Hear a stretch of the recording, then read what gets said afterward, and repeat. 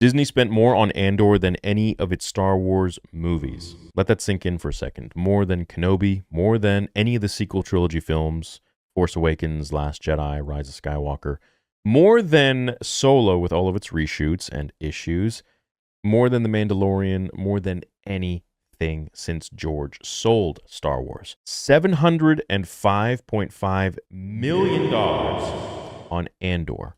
It's not fair. Which was within the budget, mind you, but still far higher than the spending on any of the movies in the sci-fi saga. What I also find pretty ridiculous is the fact that Acolyte and Andor cumulatively cost $1 billion. Just about. I'd almost buy our own ship for that. With Acolyte being $250 million plus. And Kenobi, little old Kenobi, got only $90 million, and I'm never going to let that go because I just think it's such a weird decision on Lucasfilm and Disney's end, and I don't understand it whatsoever. What is also weird for me is how Andor is visually, it's very nice, of course, but it doesn't have any of the level of special effects that the prequel trilogy had, which was about $119 million or something like that, $114 million.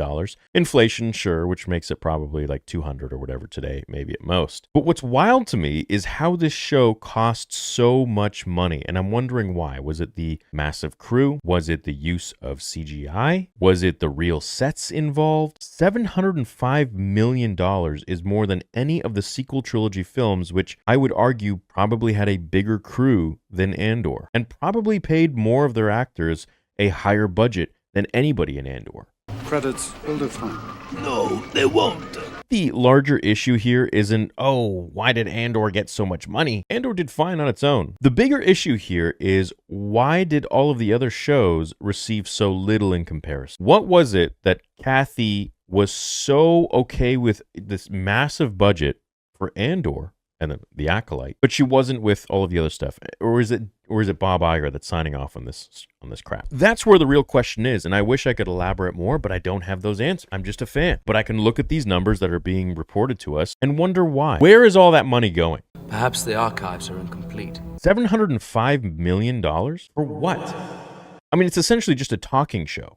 There isn't anything crazy that would require a massive freaking VFX budget. Sure, but not out of the norm. Nothing like the prequel trilogy, nothing like the sequel trilogy whatsoever. Use your feelings, Anakin. Something is out of place. So to me, I'm wondering, where the heck is all of that cash go? Even Solo, which had essentially double the price because of its reshoots, didn't cost as much as 2 seasons of the Andor show. We have nothing of value. That's our problem.